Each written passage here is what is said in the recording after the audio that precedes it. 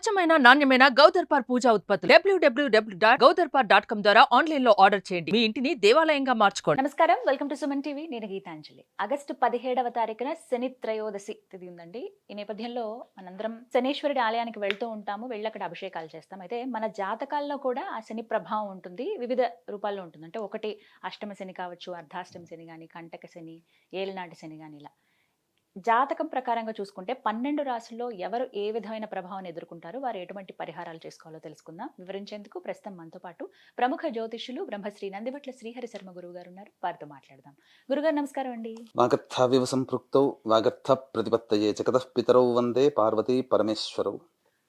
సదాశివ సమారంభాం శంకరాచార్య మధ్యమాం అస్మదాచార్య పర్యంతం వందే గురు పరంపరాం.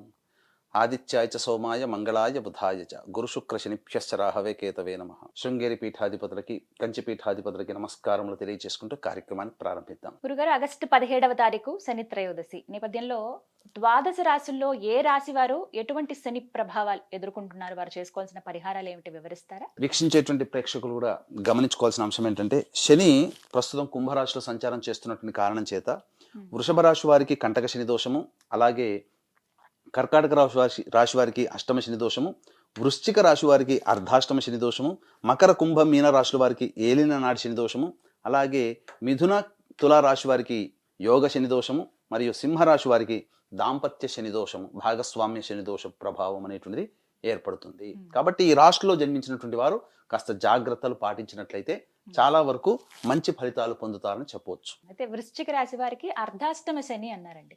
అర్ధాష్టమ శని అంటే అసలు ఏమిటి, జ్యోతిష శాస్త్రం ఏం చెబుతోంది? మనకు అర్ధాష్టమం అని అంటే, అష్టమం అంటే 8 కదమ్మా, అర్ధాష్టమం అంటే అందులో సగం అంటే 4వది.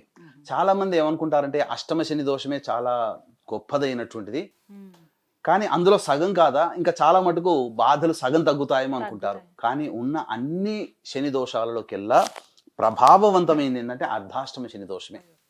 ఎందుకంటే చతుర్థ స్థానంలో శని సంచారం చేస్తున్నాడు, పాపగ్రహమైనటువంటి. అయితే పాపగ్రహాలైనటువంటి రవి, కుజ, శని, రాహు, కేతువులు తాము సంచరిస్తున్నటువంటి రాశిలో కంటే కూడా తాము ఏ యొక్క రాశిని, ఏ భావాన్ని వీక్షిస్తాయో ఆ భావాలని ప్రభావితం చేస్తాయి. కాబట్టి వృశ్చిక రాశి వారికి సంబంధించి శని చతుర్థ స్థానంలో ఉండి అర్ధాష్టమ శని దోషాన్ని కలగచేస్తూ షష్టమ స్థానాన్ని వీక్షణ చేస్తున్నాడు, దశమ స్థానాన్ని వీక్షణ చేస్తున్నాడు, మరియు రాశిని వీక్షణ చేస్తున్నాడు. ఇక జన్మరాశి అని అంటే ఏంటంటే అన్ని రకాలైనటువంటి యోగాల్ని పొందేటువంటిది రాశి కానీ జన్మ లగ్నం కానీ, దీన్ని బట్టే మనం చెప్తాం.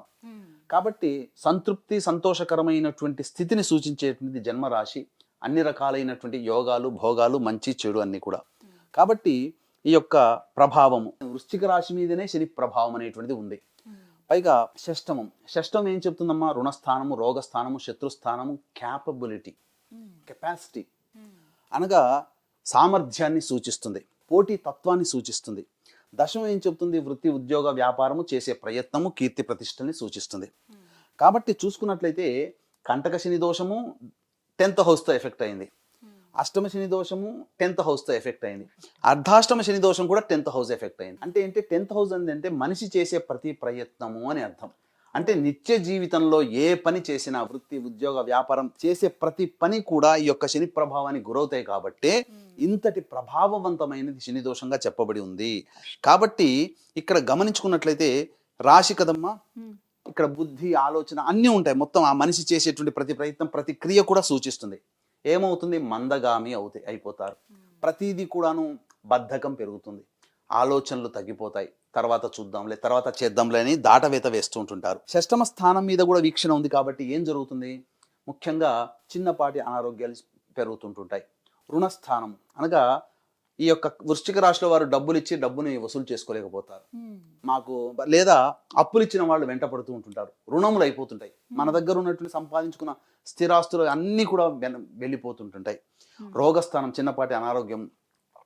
అలాగే శత్రువులు పెరుగుతుంటారు, ముఖ్యంగా అంతర్గత శత్రువులు, ఇంటర్నల్ ఎనిమీస్ అంటారు. మన ముందు మంచిగా మాట్లాడతారు, వెనకాల గోతులు తవ్వుతుంటారు. ఈ శని ప్రభావం వల్ల గత 1.5 yearగా ఈ యొక్క వృశ్చిక రాశి వారు ఇబ్బంది పడుతున్నారు.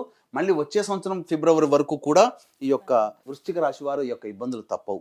సామర్థ్యం అనగా ఒక పని పూర్తి చేయాలనంటే మామూలుగా 50% 60%తో చేస్తే పని పూర్తి అవుతుంది. కానీ ఈ యొక్క వృశ్చిక రాశి వారికి 120% పెట్టినా కానీ పని పూర్తి కాదు.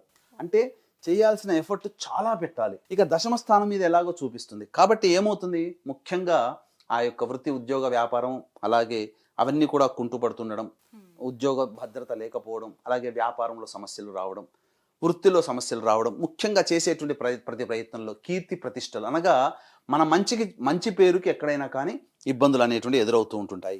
కాబట్టి ఇక్కడ ఏంటంటే అన్నీ కూడా ఇంటర్లింక్ ఉన్నాయమ్మా.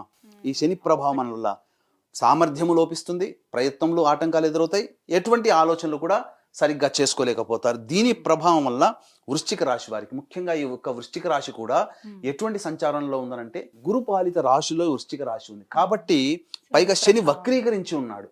కాబట్టి ఈ యొక్క వృశ్చిక రాశి వారికి అశుభ ఫలితాలు కొంత ఎక్కువగా ఉంటాయి. కాబట్టి దానికి తగ్గట్టుగా పరిహారాలు అనేటువంటి పాటించుకున్నట్లయితే చాలా మటుకు వచ్చేటువంటి ఇబ్బందులు, కష్టాలు, నష్టాలు ఈ యొక్క శని అనుగ్రహం వల్ల చాలా మటుకు తగ్గిపోతాయమ్మా. మరి వృశ్చిక రాశి వారు ఎటువంటి పరిహారాలు చేసుకోవాలండి? 17వ తారీఖున ఎలాగో శని త్రయోదశి ఉంది, ఆ రోజున ఏం చేయమంటారు? పరిహారాల్లో 2 రకాల పరిహారాలు ఉంటాయమ్మా. ఒకటి దైవ పరిహారం, 2 మానవ పరిహారం. మానవ పరిహారం అంటే మనుష్యులుగా మనం చేసుకోగలిగేటువంటి పరిహారాలు.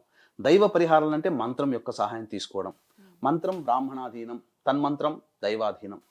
కాబట్టి ఇక్కడ గమనించుకున్నట్లయితే ఈ 17వ తారీఖు రోజున మా పీఠం ఆధ్వర్యంలో సాయంత్రం 4 గంటలకి ఈ యొక్క శని త్రయోదశి సందర్భంగా వృశ్చిక రాశిలో, అనగా వృషభ, మిథున, కర్కాటక, సింహతుల, వృశ్చిక, మకర, కుంభమీన రాశిలో జన్మించిన వారికి శనిదోష పరిహారార్థమే శనీశ్వర హోమం, అఘోర పాశుపత మంత్ర హోమంతో పాటు విద్య, వివాహ, ఉద్యోగ, దాంపత్య, అనారోగ్య సమస్యల నివారణకి 18 రకాల హోమాదులు చేయించడం జరుగుతున్నాయి. మీ గోతనామాలతో కేవలం 1500 రూపాయల రుసుముకి. అలాగే ఒక్కొక్క క్షేత్రంలో మీ కుటుంబ సభ్యుల అందరి గోతనామాదులతో సంవత్సరం పొడుగుతా కూడా ఇటువంటి కార్యక్రమాల్లో మీ గోతనామాలు నమోదు చేసుకోవచ్చు. అవకాశం ఉన్న వాళ్ళు కార్యక్రమం కాంటాక్ట్ చేయండి.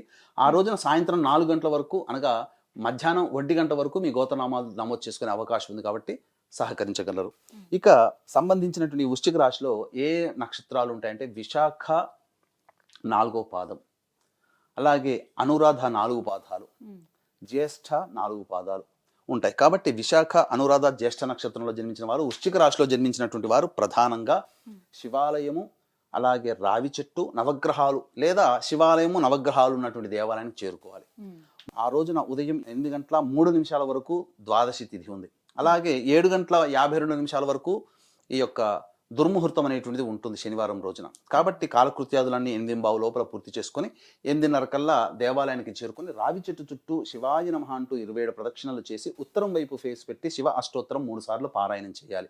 ఇక తదనంతరం నవగ్రహాల దగ్గరికి వచ్చిన తర్వాత శనైశ్వరుడి దగ్గరికి ఎదురుగా నిలబడి నమస్కారం చేసుకుని ఇనుప ప్రమిదలో నల్ల నువ్వులను వేసి నల్లబొత్తితో దీపారాధన చేసి శివాయ నమః అంటూ మళ్ళీ 27 ప్రదక్షిణలు చేసి నల్ల నువ్వుల నూనెతో శనైశ్వరుడికి అభిషేకము జరిపించిన తర్వాత అన్నము నల్ల నువ్వులు కలిపిన 8 లడ్డూలుగా 8 ముద్దలు ఆ యొక్క డొప్పలలో ఆ యొక్క శనైశ్వరుని దగ్గర నైవేద్యంగా పెట్టి ఆ డొప్పల్ని తీసుకుని వెళ్ళి ఆ నైవేద్యంగా పెట్టిన దాన్ని రావి చెట్టు మొదట్లో వేసి వెనక్కి తిరిగి చూడకుండా ఇంటికి వచ్చేయండి. మధ్యాహ్నం 1 గంట టు 2 మధ్యలో శనైశ్వర హోరం ఉంటుంది. కాబట్టి ఆ సమయంలో వృద్ధాశ్రమంలోని వృద్ధులకి కానీ, మానసిక శారీరక వికలాంగులకి కానీ తినే పదార్థాలు మీరు పంచిపెట్టండి.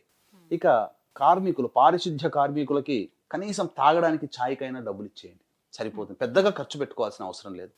ఇక సంధ్యా సమయం, సంధ్యా సమయంలో 5:30 నుంచి 6:30 మధ్య కాలంలో శివాలయానికి చేరుకొని అక్కడ ఆ శివుడికి అర్చన జరిపించుకోండి. అనగా నీలిరంగు చామంతి పుష్పాలతో కానీ, లేదా శంకు పుష్పాలతో కానీ, లేదా మారేడు దళాలతో కానీ మీ గోతనామాలతో అర్చన జరిపించుకోండి. ఈ విధంగా చేయడం వల్ల శనైశ్వరుని యొక్క ప్రభావం వల్ల కలిగేటువంటి సమస్యలు చాలా మటుకు తగ్గుముఖం పడతాయి. ఒక వర్షం వస్తున్నప్పుడో, ఎండ వస్తున్నప్పుడో మన పనులు ఆపుకోలేకుండా గొడుగు సహాయంతో ఏ విధంగా మన పనులు పూర్తి చేసుకుంటామో మనకు వచ్చేటువంటి సమస్యలు, కష్టాలు కూడా శనైశ్వరుని అనుగ్రహం వలన మనం తొలగించుకుంటున్నాం. ఎలా తొలగించుకుంటామంటే ఆ కష్టాలు, సమస్యలు తగ్గవు, కానీ వాటి నుంచి వచ్చే బాధలు మనల్ని ఇబ్బంది పెట్టకుండా ఆ సమస్యలు దూరం అవుతాయని చెప్పవచ్చు. ద్వాదశ రాశిలో ఉన్నటువంటి వృశ్చిక రాశి వారు అర్ధాష్టమ శని ఎదుర్కొంటున్నారు. ఆ ప్రభావం తగ్గాలంటే 17వ తారీఖున ఎటువంటి పరిహారాలు చేసుకోవాలో చాలా చక్కగా వివరించారు గురుగారు. ధన్యవాదాలండి. సర్వం శ్రీ ఉమామహేశ్వర పరబ్రహ్మార్పణమస్తు.